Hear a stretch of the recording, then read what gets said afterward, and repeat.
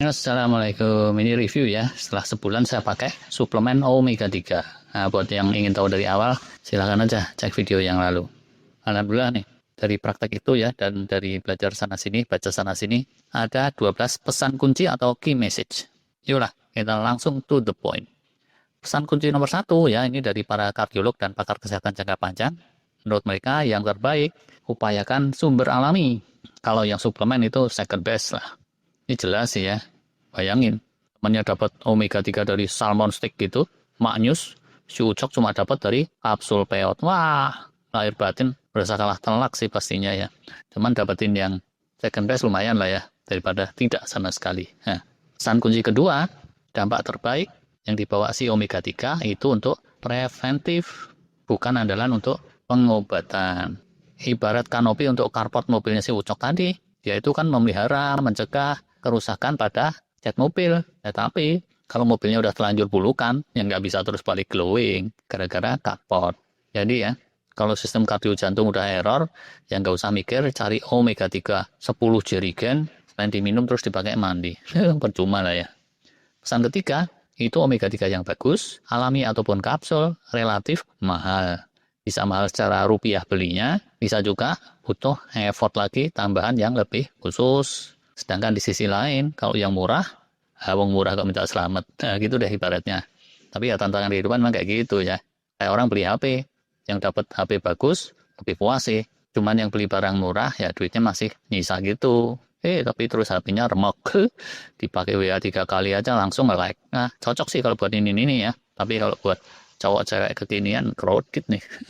Poin berikutnya, omega 3 itu biomaterial esensial. Lemak, tapi fungsinya bukan untuk energi, melainkan lebih untuk material. Bahan dasar untuk kolesterol sehat, untuk penghantar vitamin mineral tertentu, dan seterusnya. Ibarat mobil si Ucok tadi, BBM-nya turbo yang hampir 30.000 per liter sekalipun, kalau terus mesinnya kurang oli, ya rontok juga. Nah, salah satu gunanya biomaterial ini untuk membuat lebih solid yang namanya intercellular matrix. Ini yang kelima nih. Nah, tubuh kita kan terdiri dari miliaran sel tuh.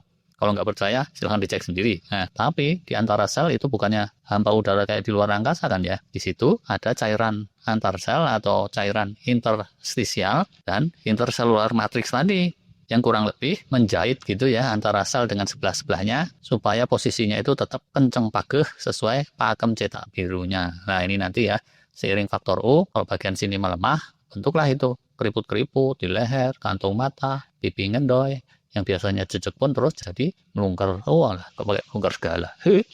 Nah, untuk bikin awet muda jejek itulah salah satu gunanya biomaterial omega 3 dan serangkaiannya. Walah, ini kok neneknya si Ucok muncul lagi nih. Mudanya dulu mungkin cantik ya.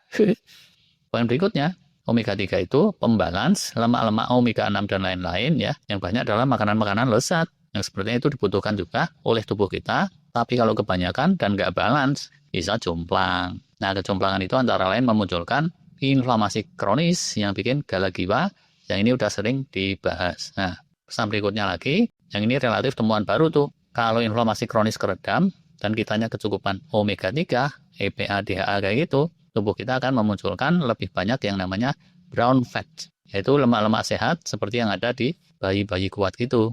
Seiring usia biasanya terus menyingsing ya. Kalau mau lebih tahu ya googling aja dengan kata kunci brown fat itu. Ini foto bayinya bikinan AI ya, bukan foto kecilnya si Ucok. Oh walah, Ucok siapa lagi? Lanjut yang berikutnya ya, dengan banyaknya muncul brown fat, kita akan cenderung lebih energik dan lebih tahan dingin juga. Dr. Nick Norwich tuh, banyak riset ya, dan banyak yang ngikut-ikutin dia. Setelah diasup banyak-banyak ikan sardin, mereka itu jadi lebih tahan dingin. Widih, tapi apa tahan dinginnya sampai bisa tawa-tawa direndam di air es gini, atau malah jadi melungker, walah. Oh walah, mestinya nggak usah pakai istilah melungker lagi sih ya. Sorry. Nah, dengan energiknya tadi ya, itu metabolisme pun jadi kenceng, nggak slow, bakar lemak juga lebih efisien, bisa cenderung bikin lebih langsing. Tapi yang nggak tahu lagi kalau udah telanjur blabar segede gini nih, mendekati obesitas. Apa bisa balik selangsing Pragawati? Poin lain nih ya, terus semuanya tadi terus berdampak pada daya tahan dan atau imunitas. Jadi lebih solid gitu secara teorinya ya. Tapi kalau saya sih udah pakai sebulan terakhir, tetap aja sering bersin-bersin. Sakit sih enggak ya. Tapi bersin-bersin itu nggak beda ya dengan sebelum pakai omega 3. Nah, terakhir nih ya, jadinya omega 3 itu tadi punya dampak jangka panjang memperlambat faktor U gitu. tetap aja sih kalau udah 80 tahun ya, penampakan emaknya Ucok nggak akan bisa kayak foto yang di kanannya ini, tapi nangkep lah ya poinnya. Dan karena itulah, maka para ahli kesehatan jangka panjang dan pejuang anti penuaan yang top-top kayak Dr. David Sinclair, Peter Attia, dan lain-lain itu mereka rutin fokus dengan omega 3 dalam berbagai bentuknya. Terakhir nih, kalau menurut Dr. Nick Novich, itu ada side effect yang nyata dia rasakan ya, berupa bau badan. Jadi kayak amis gitu. Nah, tapi ini saya udah praktek sebulanan ya, rasanya nggak ada efek itu sih ya. Bisa juga karena dosisnya nggak sebanyak Dr. Norwich, walau alam. Saya pikir tadinya ya, setelah rutin, itu akan terasa kalau pas gelegean sendawa, aroma minyak ikan. Ternyata sejauh ini kok enggak ya. Padahal dosis EPA-DHA-nya udah 750 ml tuh per hari. Yaudah, ini sebagai penutup ya, kita sajikan lagi tambahan pengalaman pribadi saya setelah pakai sebulanan ini. Jadi ya, selain aroma atau sendawa minyak ikan yang saya pikir bakal muncul, ternyata enggak. Tadi itu, ada daya tahan yang secara teori mestinya lebih solid, ternyata tetap aja sering saya alami pagi-pagi itu bersin-bersin gitu. Apakah lebih energik? Ini pun juga nggak kerasa gimana-gimana sih ya. Tapi kalau badan jadi lebih tahan dingin, nah ini saya rasain. Padahal biasanya saya itu gampang kedinginan ya.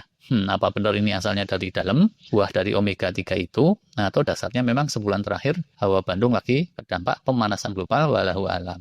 Terus yang lain lagi sih ya, menurut saya nih nggak ada atau belum ada yang kasat mata. Nah tapi dengan mengingat ini tadi memang secara teori sifatnya preventif ya, dari awal saya udah menduga ke arah sana sih ya. Kalau hal yang mempercepat penuaan, itu memang umumnya kasat mata. Tapi kalau sifatnya memperlambat penuaan, ya agak susah dirasa-rasain kan ya. Oke lah, ini masih 1 atau 2 bulan lagi ya.